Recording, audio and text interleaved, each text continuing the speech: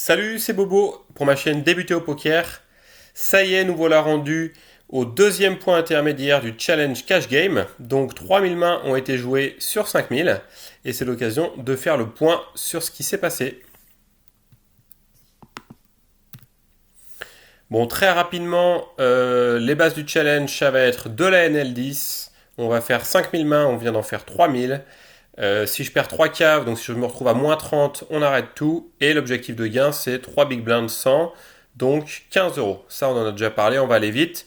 Et pour ceux qui ont lancé cette vidéo, sachez qu'il n'y aura pas de poker là-dedans. Ça va être juste une discussion sur le challenge. Il n'y aura pas de mains qui seront revues. Par contre, j'ai sorti des vidéos les derniers jours. Je vais en ressortir d'autres dans les prochains jours où je prends des mains intéressantes que je joue pendant mon challenge.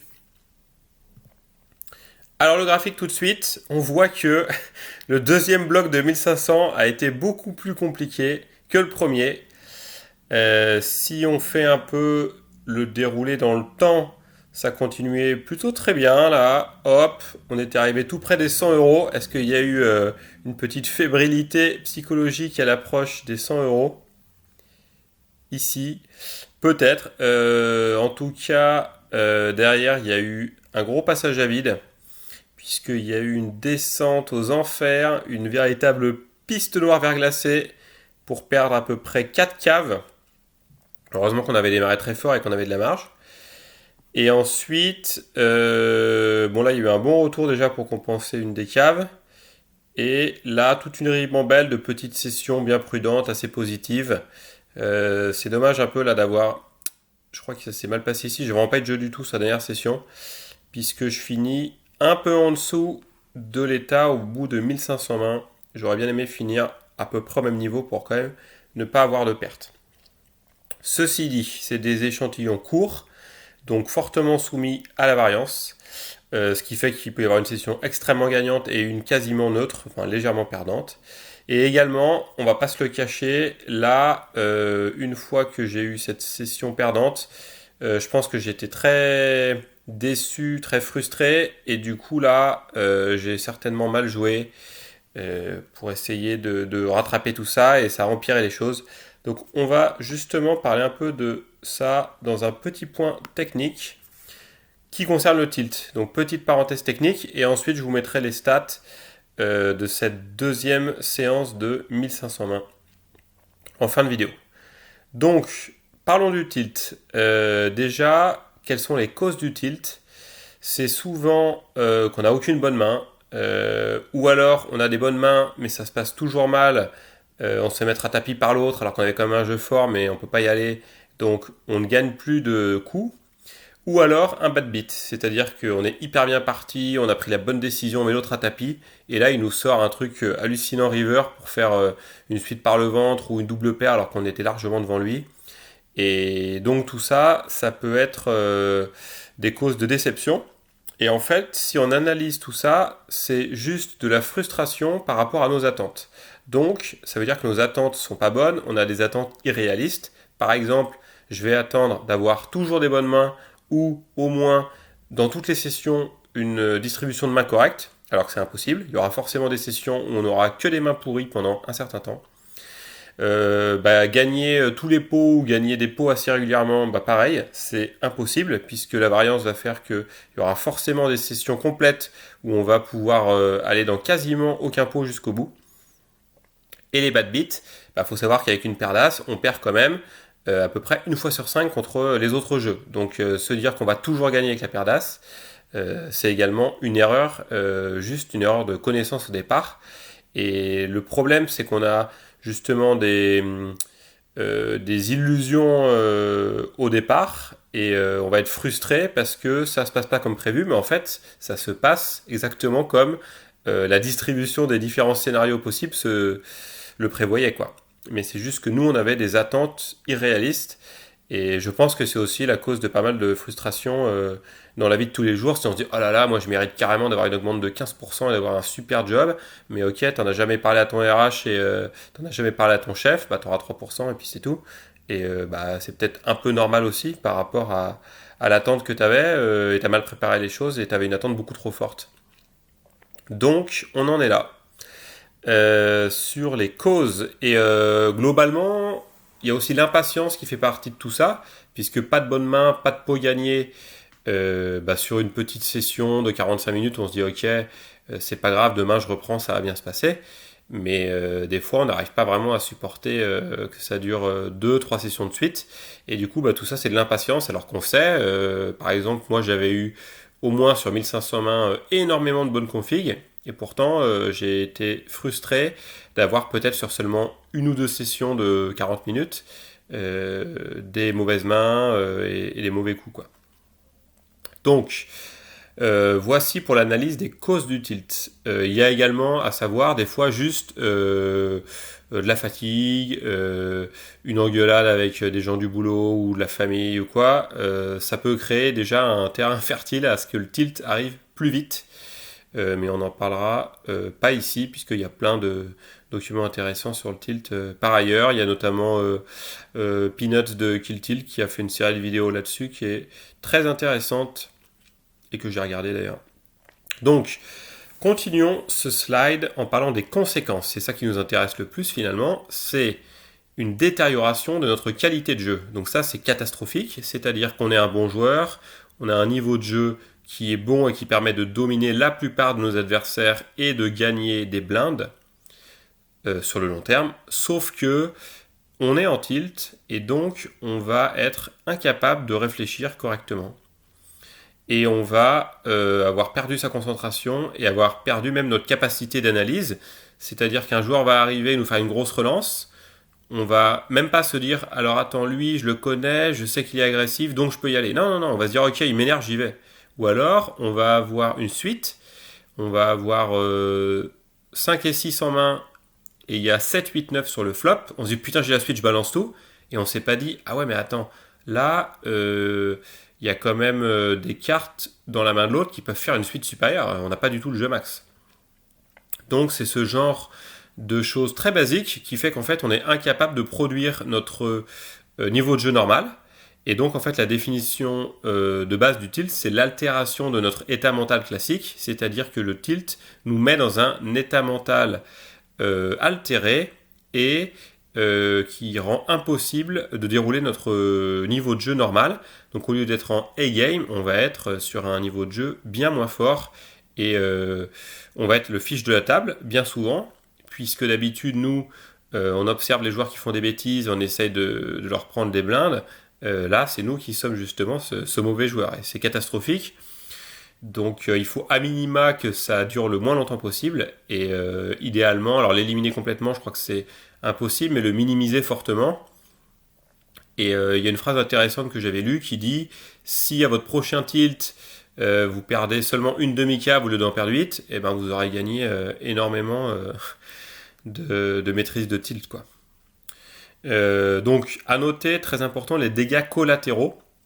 Donc on tilt, on va mal jouer une session, ok. Mais le problème c'est qu'on va vouloir se refaire.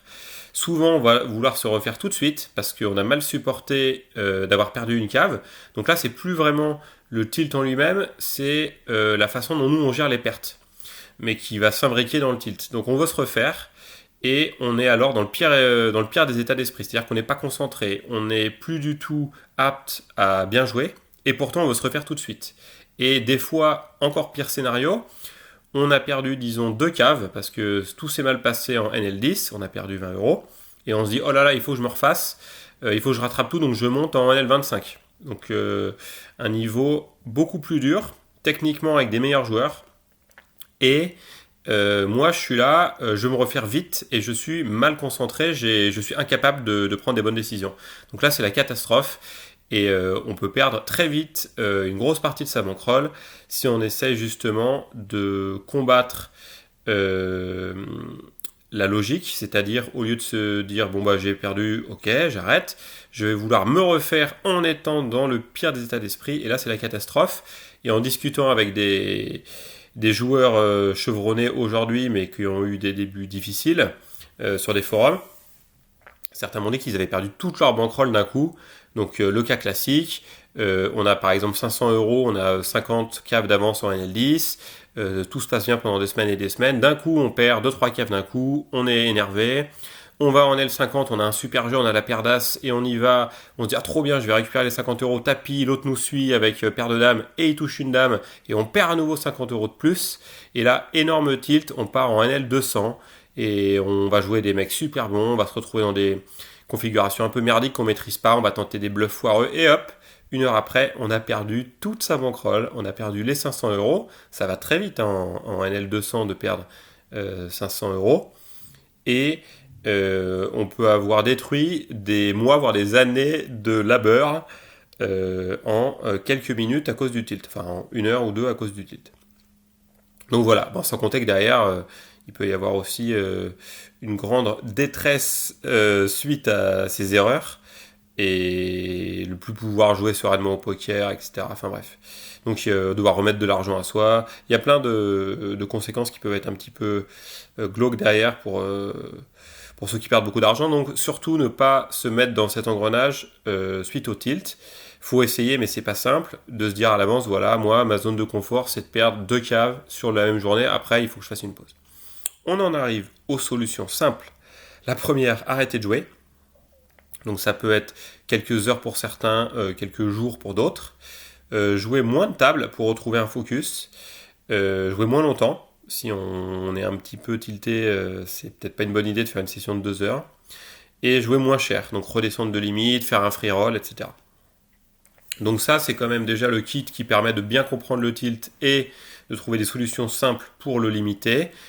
Et il y a d'autres solutions plus complexes, mais déjà avec ça, on est sûrement pas mal. Moi, j'ai remarqué la dernière fois quand j'étais en tilt, parce que j'avais perdu pas mal de sessions de suite, je voyais que je voulais rattraper, je faisais des sessions trop longues sur 2 tables, je jouais plus trop mon jeu tag et patient. Je faisais beaucoup d'erreurs. À un moment donné, quand j'avais joué 2 fois 1h30 sur 2 longues sessions à 2 tables, de toute façon j'étais crevé, je me suis dit bon, on arrête. Donc j'avais été un peu loin dans le sens où j'avais fait peut-être 1 ou 2 sessions de trop, mais j'ai su me dire bon, on arrête, là on joue plus aujourd'hui. Je suis allé me faire un bon footing, je me suis détendu, j'ai regardé une petite série et le lendemain j'ai rattaqué sur une seule table, bien concentré, très patient, en jouant serré pour retrouver un peu cette qualité de jeu. Donc si je reviens en arrière, maintenant qu'on a parlé du tilt, je me mets là, tout se passe bien, ok.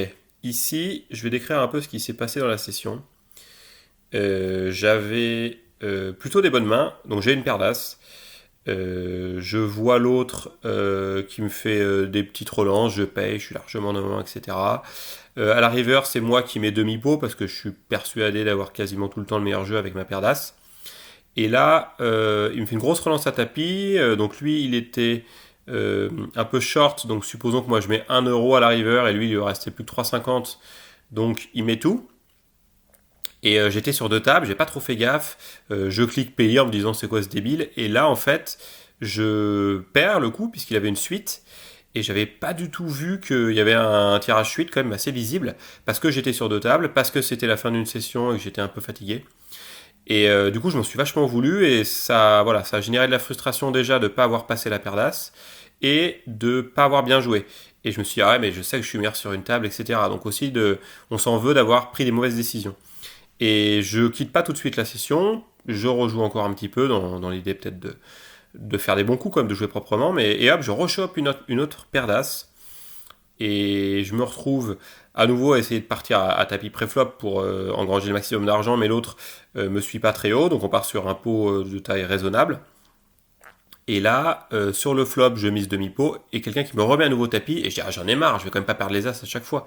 Et la bonne décision aurait été de recoucher les as en se disant, mais c'est pas grave, tu feras de l'argent avec d'autres jeux plus tard. Et malheureusement, j'ai cliqué sur payer. Le mec avait un gros tirage avec le tirage à la couleur, plus peut-être déjà un tirage pour faire une suite par le ventre, quelque chose comme ça.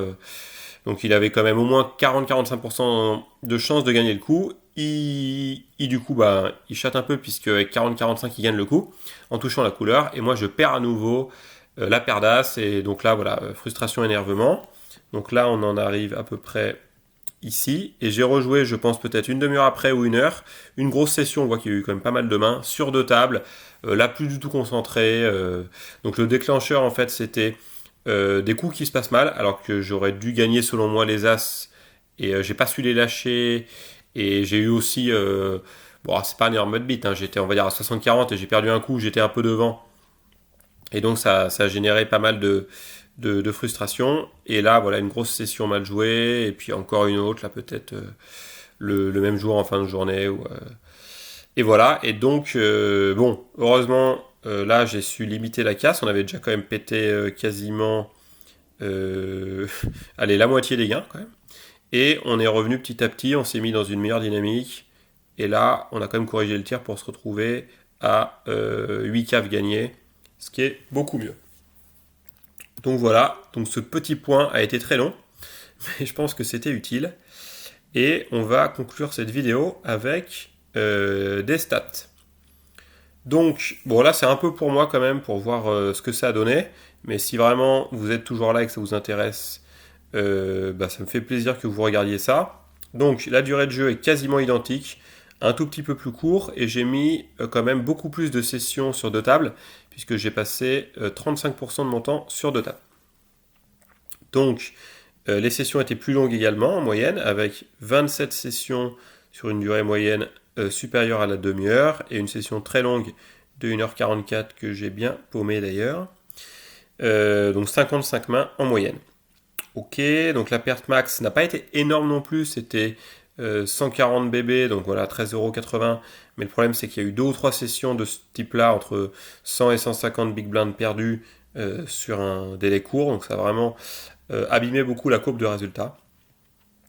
Le gain max sur la session est pas aussi bien qu'avant. Bon, c'est quand même plus qu'une cave, donc c'est pas mal. Et sur les 27 sessions là, j'ai eu seulement un tiers des sessions gagnantes. Donc par rapport à la première fois, j'avais perdu également 9 sessions, mais j'avais 26 sessions gagnantes et là seulement 18, donc ça fait quand même pas mal la différence. Le dernier slide de cette présentation concernant les stats. Bon là on voit que clairement j'ai gagné beaucoup moins et j'ai perdu un peu plus. Ce qui fait que je suis en perte en regardant le résultat net de cette deuxième session de 1520. Et je suis en perte de moins 3 BB100. Donc c'est pas catastrophique, c'est pas énorme, mais c'est très dommage puisque ça vient altérer notre perf du départ de 55 BB100. Donc comme indiqué en bas, on reste tout de même à 26 BB100. Pardon, il y a écrit 1000, mais c'est 26 BB100. On le cache.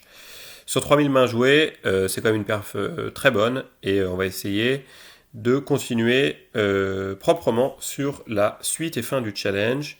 J'ai eu un run de 300 mains gagnantes au début du bloc de 1500, au début du deuxième bloc, donc qui était très bon, hein, ça m'a amené quasiment à 100€ de positif.